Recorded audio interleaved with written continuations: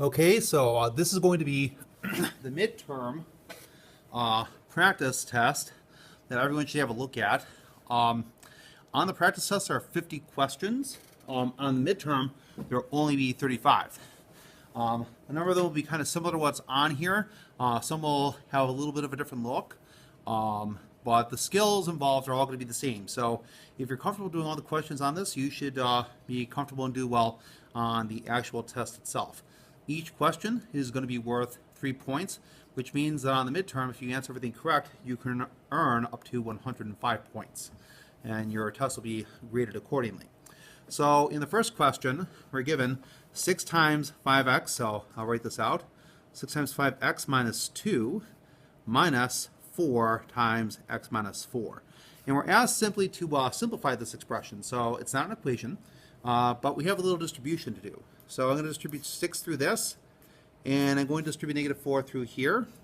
This is going to give me 30x minus 12 is equal to negative 4x. Now be careful of this. Negative 4 times negative 4 is plus 16. Whoops, and let me get rid of that equal sign here. So we have 30x minus 12 minus 4x plus 16. Forgive me for the equal sign. I'm just teaching equations in high school, and I'm having to get used to just working with expressions here. But we'll get to solving equations soon enough.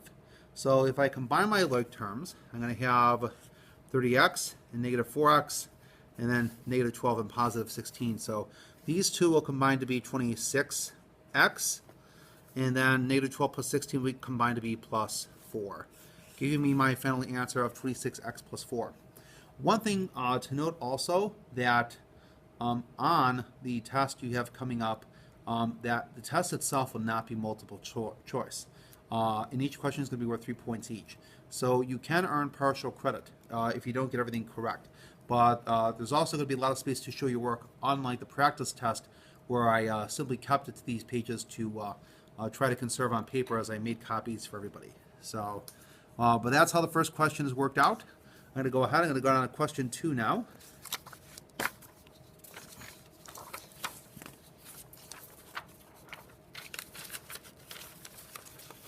And question 2 says to solve the equation. So in this one, we actually have an equation to solve. And we're going to go ahead and write that here, and I'll include the work. And I'm just going to bring my paper up a little bit to highlight that.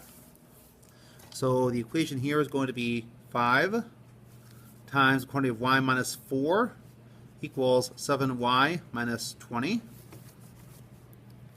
So to do this, I'm going to go ahead and distribute 5 through here. That's going to give me 5y minus 20 equals 7y minus 20. If I go ahead, I'm going to collect my like terms on each side. So I'm going to move the 7y over here as negative 7y. I'm going to move the negative 20 over here as plus 20. So this is going to give me 5y minus 7y equals this negative 20 over here. And this negative 20 here, when I move it, is going to become plus 20.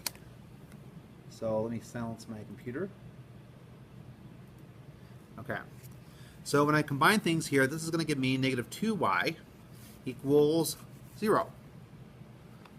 And if I end up dividing both sides by negative 2, well, it doesn't matter what I really divide 0 by. It's still going to give me an answer of 0. And that's going to be my final answer for question 2. Let's go ahead now and take a look at question 3. And see how this works out. So question 3 appears to be a bit of a more complex equation.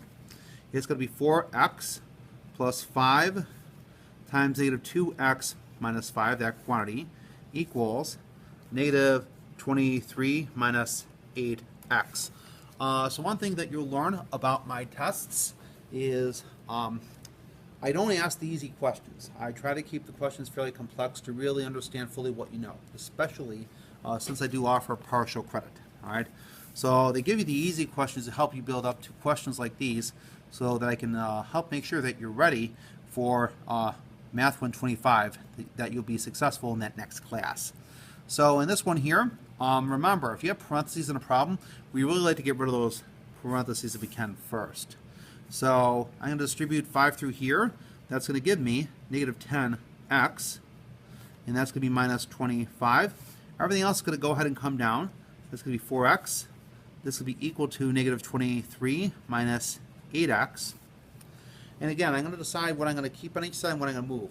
So the variables can stay here, but I'm going to go out, I'm going to box this so I can move it because I want the 25 over here. And here I want the negative 8x on the other side. So I'm going to move that. So that's going to be 4x minus 10x. Now that minus 8x is going to become positive 8x. And that's going to equal negative 23 plus 25. So I'm going to have 4x minus 10x. That's going to be negative 6x. Negative 6x plus 8, that's going to give me 2x. On your calculators, you can just write this as like 4 minus 10 plus 8, so that you can come up with the correct integer here. So you can't put the x's in the calculator, but you can certainly add the coefficients in front of the x's so that you can come up with 2x here. And on this side, negative 23 plus 25 is going to give me equal to 2. So if I divide both sides by 2, I'm going to get x is equal to 1. And that's going to be my final answer for question number 3. I'm going to go ahead and take a look at question 4 now. And you'll notice that everyone's favorite thing is in question 4, and that's fractions. So let's go ahead and write this question down. It'll be 2x divided by 5 minus x divided by 3 is equal to 4. So you recall the strategy that I shared with everybody in class about what we do to get rid of these. So since we have a 5 and a 3 in the denominator, I'm going to go ahead. I'm trying to use something in a different color here to highlight this a little bit. Here we go. And I'll multiply everything by 5 times 3. And I'm going to take a look at these one at a time now to rewrite this. So if I multiply through by 5 times 3, and I'll put that over 1 if that helps keep things straight, the 5's will reduce. That leaves me with 3 times 2x. That'll give me 6x. I'll bring down the minus sign.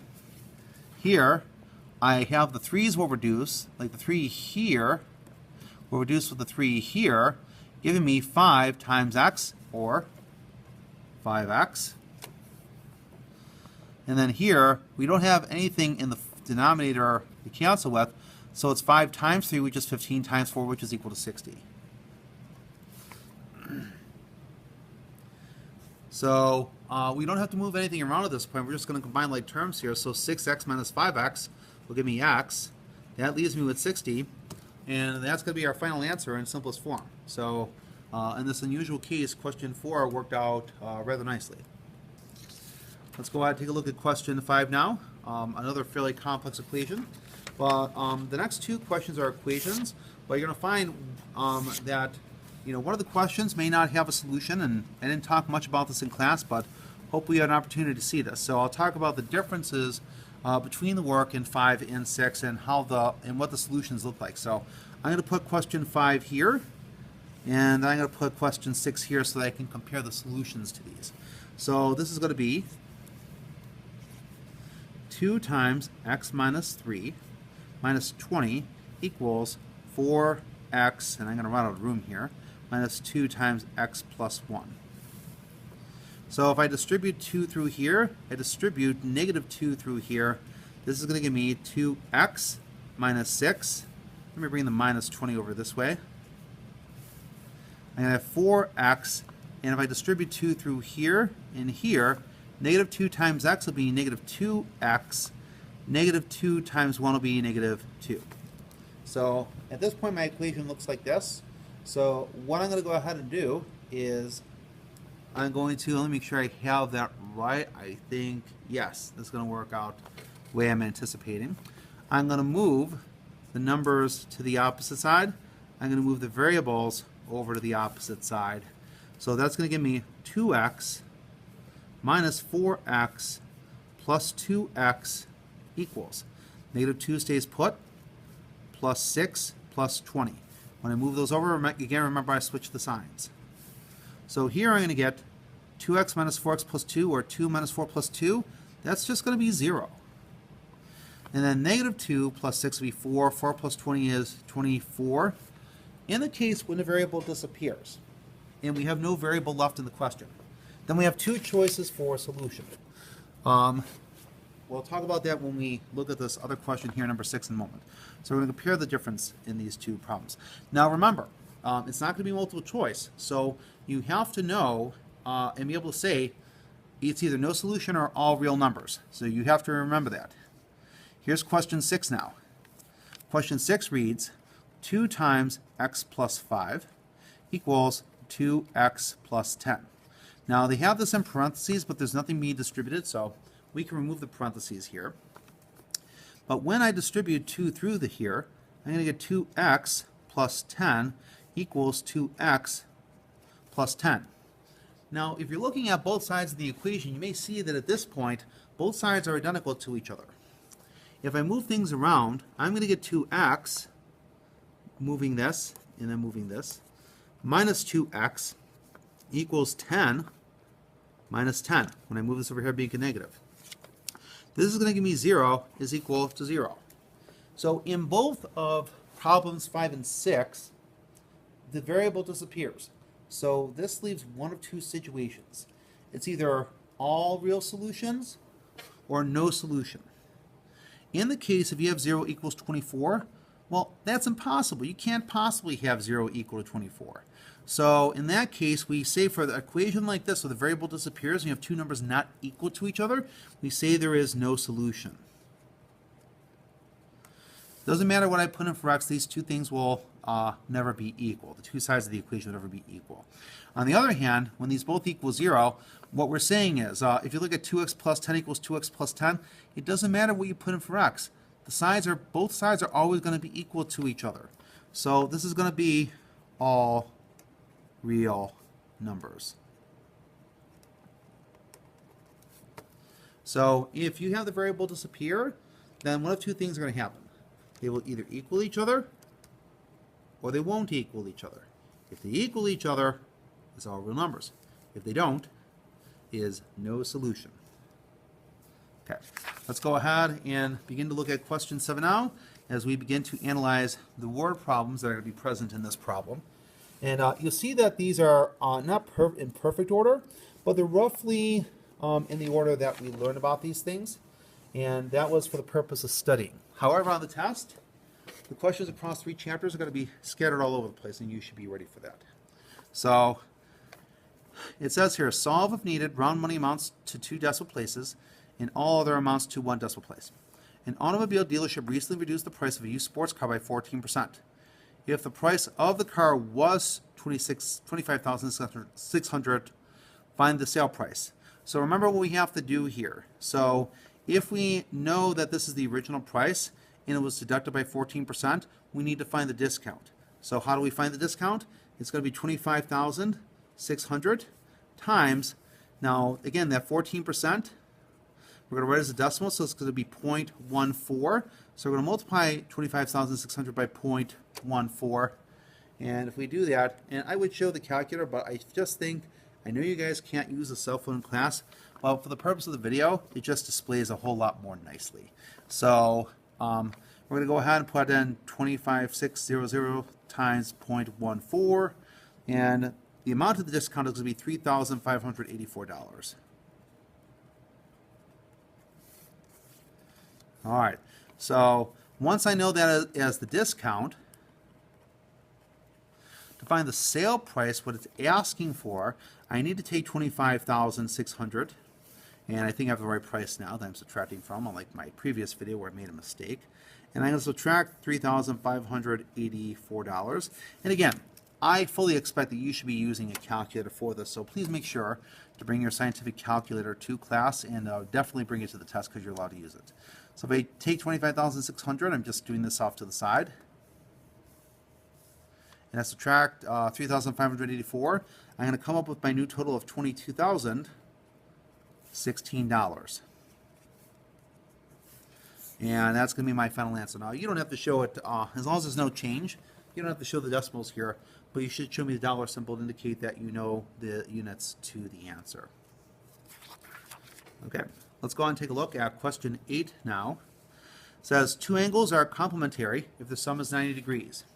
I remember you saw a question like this in your homework, so I'll take a look at how this is done. So two angles are complementary if the sum is 90.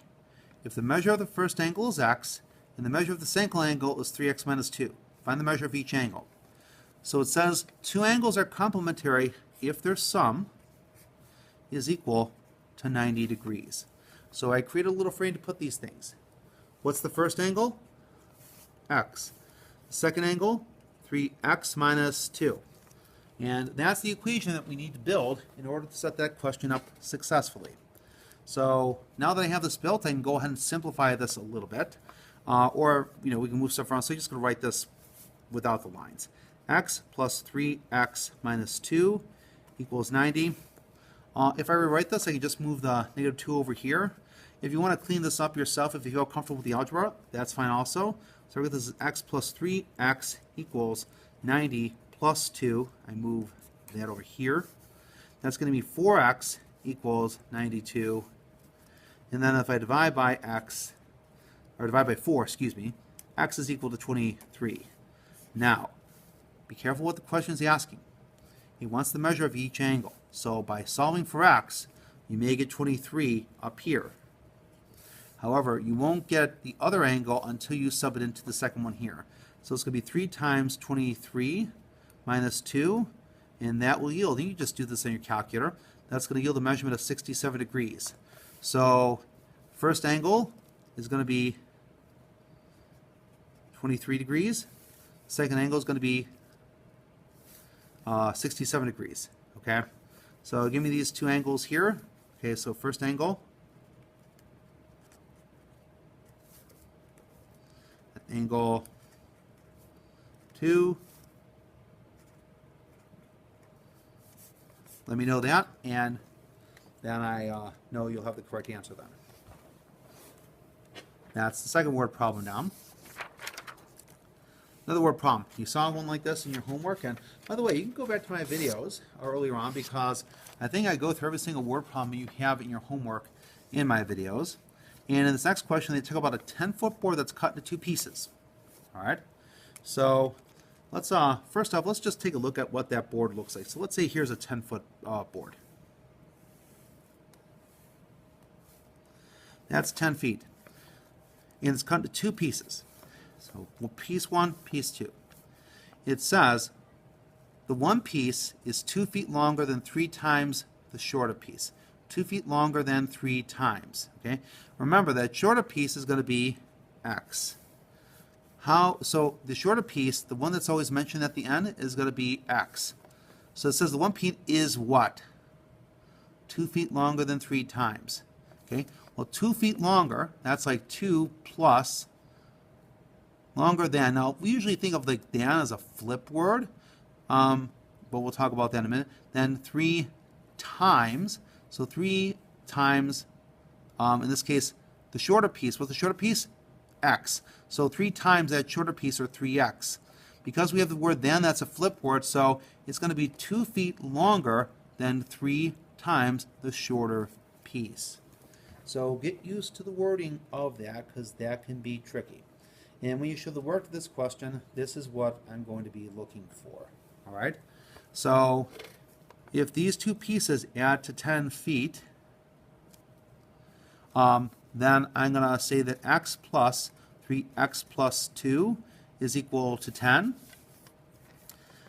I'm going to go ahead and just write this again. X plus 3x, move the 10 to the 2 to the opposite side, equals 10 minus 2. That will go ahead and bring this work up a little bit now. It's going to be 4x is equal to 8. And when I divide by 4, x is going to equal 2. Now, once I have that done, I need to come back up to this work here. Let me bring that up now again. Well, if x is 2, then 3 times 2 plus 2, that's going to get me 8 feet. Okay? So we have the shorter piece. That's going to be 2 feet. Then the longer piece, that's going to be 8 feet. And there is my answer to question number 9. And just bring the bottom part down there again. Remember, anytime you want to stop the video to kind of take a look at the work, please feel free to do that. Okay. Take a look at number 10. This is going to be the last question on the first page. So it says, Mary and her brother John collect foreign coins. Mary has twice the number of coins that John has. Together they have 105 foreign coins. Find how many coins Mary has. Okay. So it says together they have this. So if you add the coins together, that's going to be 105. So it says Mary, so we'll put this down as Mary, has twice the number of coins that John has. Now, since John's measure talked about second, we'll put him as X. If Mary has twice that, what's twice? 2 times. What's the number of coins John has? So it's 2 times this, so this is going to be 2x. So we'll have 2x plus x equals 105. That's going to be 3x equals 105. And then if we divide by 3, x equals 35. So from this, we'll know that John has 35. So John has 35 coins. Mary, who has twice as many, will have 70 coins. Now, in this case, the question is asking how many coins Mary has.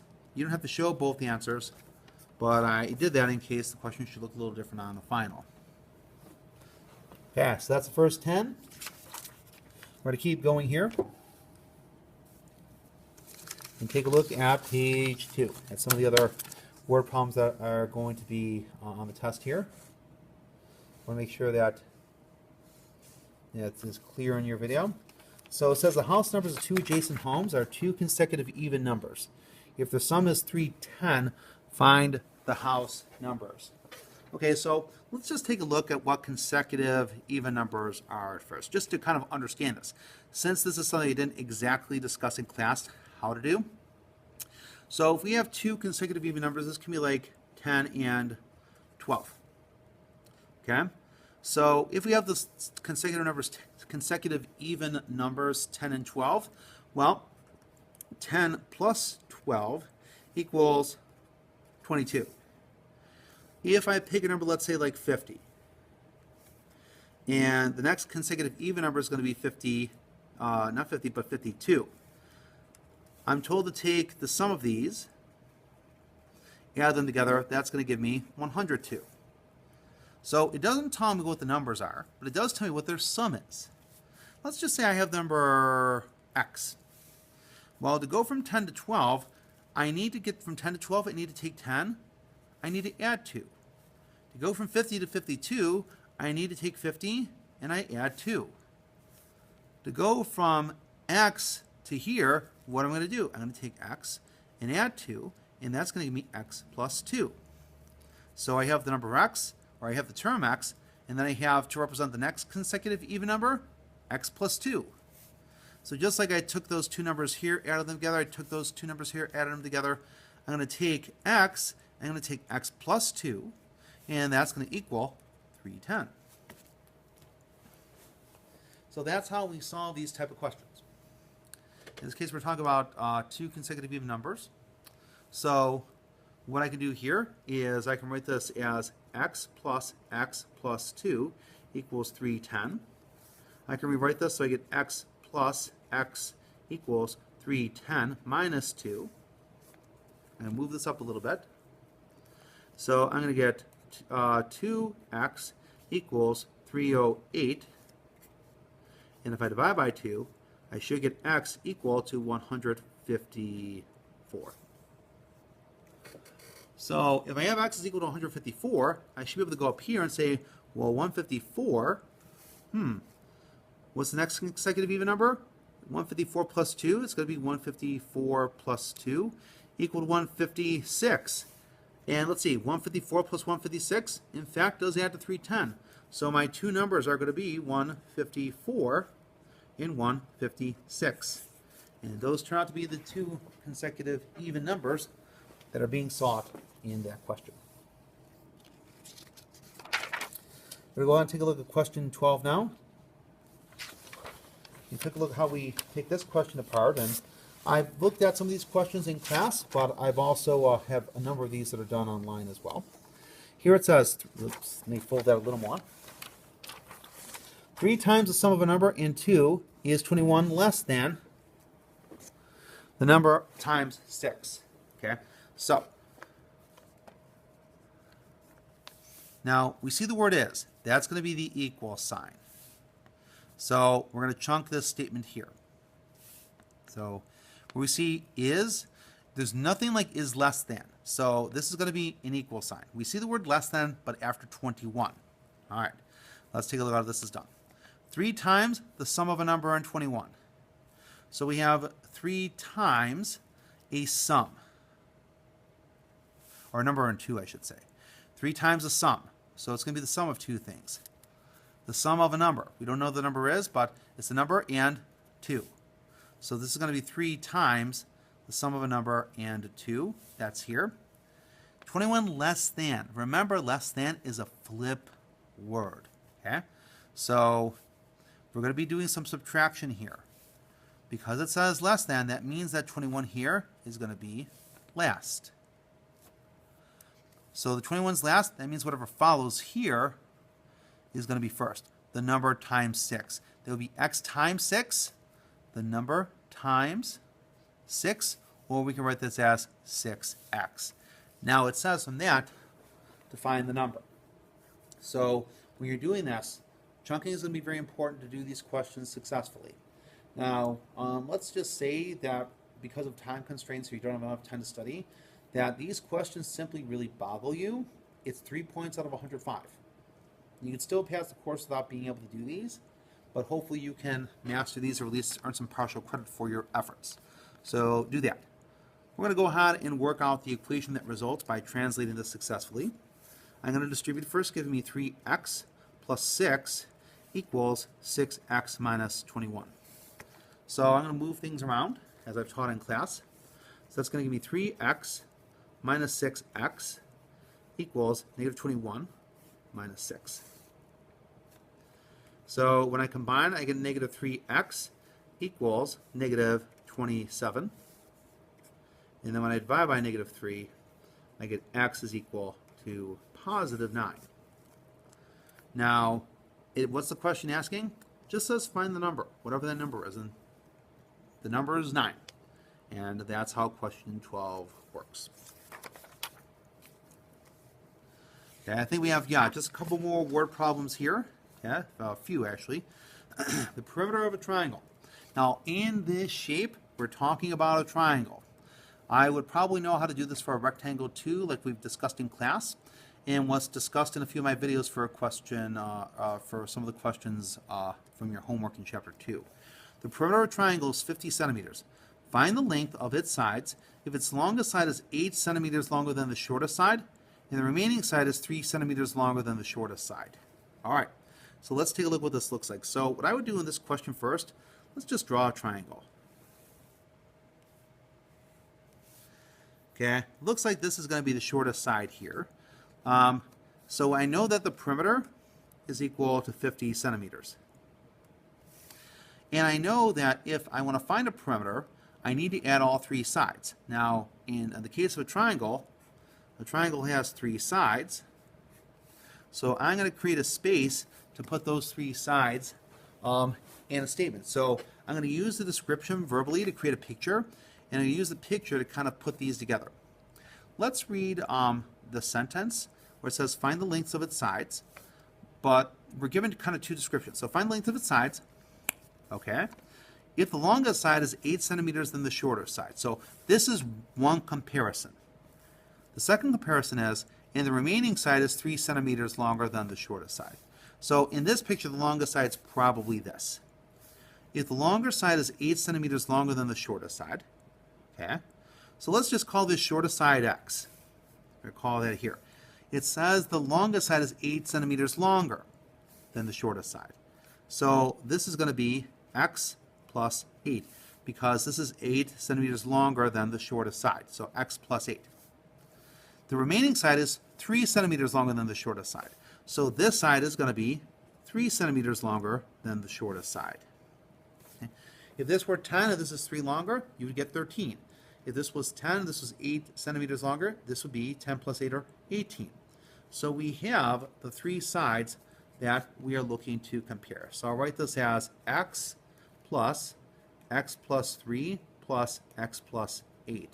So what I'm going to do here is I'm going to leave a little space here, because what I'm going to do is I'm going to show my 3 sides that I'm going to calculate in this space once I find the value of x.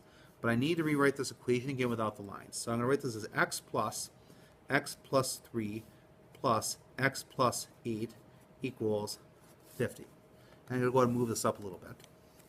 I'm going to move a few things to the other side here. So I'm going to have x plus x. Negative 3, negative 8 will go over here. So this is going to be 50 minus 3 minus 8. And this will combine to be 3x equals 39. If I divide both sides by 3, I'm going to get x is equal to 13. So let me take that result now and bring this up here. So if I have x equal to 13, then I'm going to have 13 plus 3. That will give me 16 for this side. I have 13 for this side. And here, 13 plus 8, that's going to give me 21. And if you check your work, 13 plus 16 plus 21 should in fact equal 50. So that's just a nice little illustration how to work out the kind of work you're going to see with word problems such as this, if you encounter something like that. Okay. By the way, if you ever want to stop the videos at any time to see if you can do any of these questions on your own without my assistance, I strongly recommend doing that so you can kind of compare your work here. Okay. One of the mixture problems. We went over these in class, you recall, last time. So here's another one. The owner of a candy store wants to sell for $6 per pound a mixture of chocolate-covered raisins, which usually sells for $3 a pound, and chocolate-covered macadamia nuts, which usually sells for $8 a pound. They have 40-pound barrel of the raisins. How many pounds of the nuts should they mix with the barrel of raisins so that they hit the target value of $6 per pound for the mixture? Okay, so they want to know the quantity here. So remember that we did this with a weight in class, but we also did this with a percent in class. On this type of question, I'm going to strongly encourage you to be comfortable with those percents for the test. So we know we're mixing 2 things together, and that mixture is going to result in a total of something. Let's see what we know about each. So let's call this the raisins. We're going to call this the cashews. Oh, sorry, not cashews. We'll just call this the nuts, because I don't feel like writing macadamia. All right. So what do we know? We want to sell a mixture for $6 a pound. So we have the price of the mixture. Okay. So when we put this together, this is going to work out to be just kind of display this is going to be a weight times a price. So it's going to be a price times a weight. So we're going to just kind of keep that in mind as we put everything together here. So we know that we want the price of the mixture to be $6 a pound. Now it talks about the chocolate-covered raisins being $3 a pound. Okay? And then it talks about the macadamia nuts being $8 a pound. They mentioned that they have a 40-pound barrel of the raisins. So we know the weight of the raisins here. How many pounds of nuts? So we don't know this. So for this one, we're going to go ahead and put X. How many pounds of nuts should they mix with the barrel of raisins so that they hit their target value of $6 per pound? So we know we have 40 pounds of raisins. We're trying to find the pound of nuts. If you put these 2 together, you're going to get the weight of 40 plus X, because those 2 weights, when they mix together, will combine, and it would just be the sum of those weights. So from this now, we have our equation. And this is very similar to the work that we've already done in class. So let me move the question up here so that I can begin looking at the algebra of this. So the question being asked is how many pounds of the nuts? So we're looking for X, just to be certain about that. So we're going to have 3 times 40, which is 120, plus 8X equals If I distribute this now, this is going to give me 240 plus 6x. So now there's my equation with distribution done. It still needs a little cleaning up. I'm going to move this 120 to the right. I'm going to move the 6x to the left, so that's going to give me 8x minus 6x equals 240 minus 120. I move the 120 here, I move the 6x here. This gives me 2x equals 120. And then if I divide both sides by 2, I'm going to get x is equal to 60, and that's going to be 60 pounds. But I'll be careful to pay attention to what the units are. That's going to be 60 pounds of the macadamia nuts that they're looking for. So that is how to do the mixture problem. And let's see, do we have any more word problems on this one? And it appears that 60 pounds, did this choice B? Hopefully that works out to be the right one. Last question we're going to do on this one. I'm going to show you two methods for doing that. It's going to be question 15. Okay, I'm going to draw a line here, and then I'm going to create a second video. So 40% of what number is 63? So we could do it like this. So 40% is 0.40 of what number is 63? So if you put that together, that's one way you could do the question if you're comfortable with that. And I believe that's what they're probably going to show in the video. So 40% 0.40 of x is equal to 63. Then we just divide by 0.40, divide by 0.40, which you can do on a calculator. I'll do this right now here. Whoops. Okay. So I'm going to take 63 divided by 0.4. And for x, I'm going to get going to equal 157.5. If you follow my formula with the is over of equals a percent over 100, then let's see, 40%, so it's going to be 40 over 100 is of what number is 63? So the is by 63. So of what number? The of is what we don't know. So this will give us, when we cross multiply, 40x, 63 times 100 would be 6,300. So now I take 6,300, divide both sides by 40. I'm going to get x again is equal to 157.5. And that's going to be the answer to questions 1 through 15. Round 2 is coming in the next video.